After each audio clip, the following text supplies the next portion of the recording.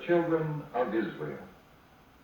From them came certain men and women through whom God revealed himself to all mankind. One of these was Abraham, a man of faith.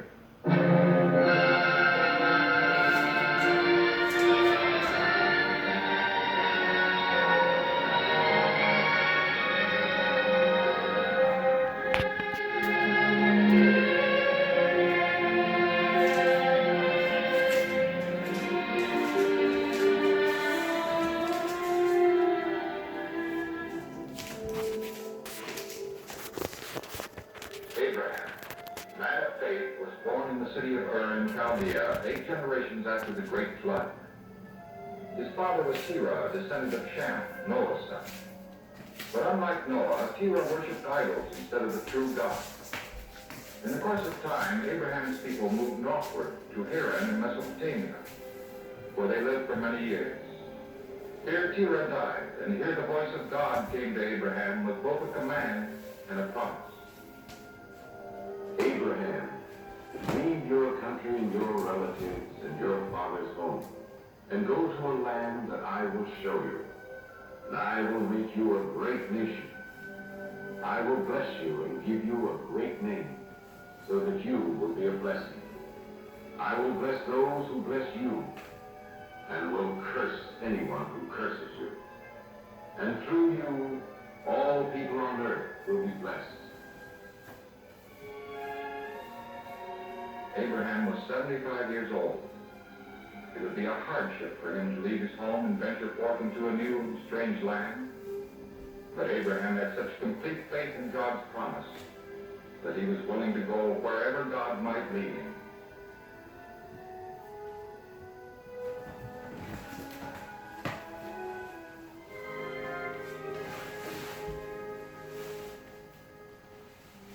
There was much to be done. Food had to be packed, tents taken down, herds and flocks rounded up, servants instructed. For Abraham was a wealthy man. Only one thing he lacked. He and his wife Sarah had no children, and they both longed for a son.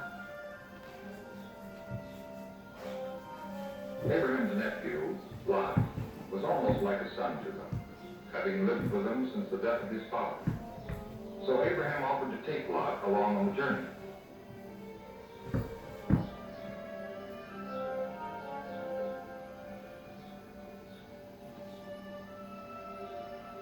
You don't even know where this country is. How can you be sure we'll find pasture land there? Enough for all our herds. Don't worry. The Almighty God provides for those who serve him faithfully. We must trust him and go where he tells us. Now, eat heartily, for soon we must be on our way. It was a long journey and a dangerous one through wild desert country where there were many fierce warring tribes. But Abraham and his caravan passed through it safely, crossed the Jordan River, and came to Bethel. There, Abraham built an altar and gave thanks to God for having led them safely to this land of promise.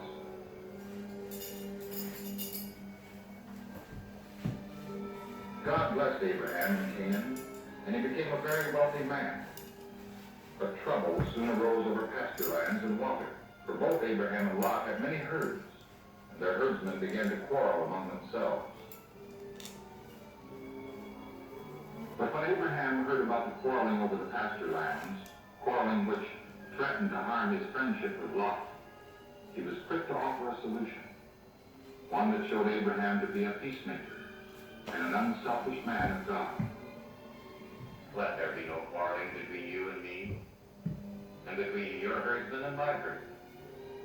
For you are many. Doesn't the whole country lie before you? If you want to go to the left, then I will go to the right.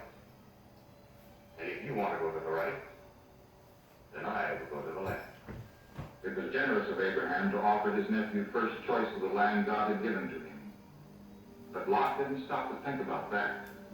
His only concern was which to choose. Then Lot saw how the whole Jordan Valley was well watered and green. What finer spot could there be in Canaan? So Lot chose for himself the full Jordan Valley. Soon afterwards, the Lord spoke to Abraham, showing him that he had lost nothing by being generous. Lift up your eyes and look from the place where you are. Look in every direction, as far as you can see. All the land which you can see, I will give to you and to your descendants forever. I will give you many descendants, in number like the dust of the earth. Go and travel the length and breadth of the land, for I will give it to you.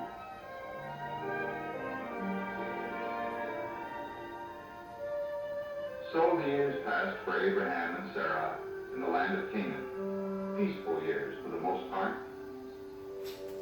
And though the Lord had promised to give Abraham a descendant in whom all nations would be blessed, and had said that Abraham would be the father of many nations, yet he and Sarah continued to be childless. And Abraham began to wonder in his heart when God would fulfill his promise. Then God spoke to him again, reassuring him. Look at the sky and count the stars, if you can. That is how many descendants you will have. So again, Abraham had God's promise. Not only would he have his heart's desire, a son, but he would also have so many descendants that, like the stars, they could not be counted. Though the fulfillment of this promise seemed impossible, Abraham believed it, and by his faith he became righteous in God's sight. Later, Abraham's faith was strengthened even more when 3 strangers came to him one day. At first, Abraham did not recognize these men as heavenly visitors, but when he saw them, he ran to meet them and welcomed them. If I have found favor with you, do not pass by. But let me send for a little water, then wash your feet, and rest under the tree, while I get some bread that you may refresh yourselves. Do just as you said.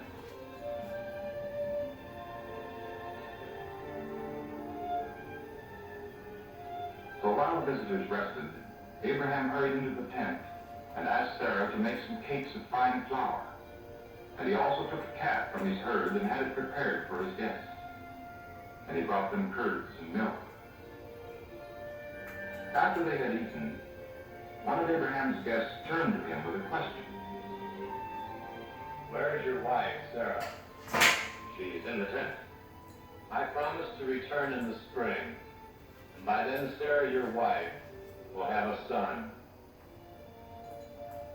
As he heard these words, Abraham realized that this promise was from God, and he was glad to hear again that he would soon have a son. Sarah, who was listening at the entrance of the tent, laughed to herself as she thought how impossible it would be for her to become a mother in her old age. But the stranger knew what she was thinking and rebuked her. Why did Sarah laugh and think, how can I, an old woman, have a child? Is anything impossible for the Lord? Next spring when I return, Sarah will have a son. I didn't laugh. But you did.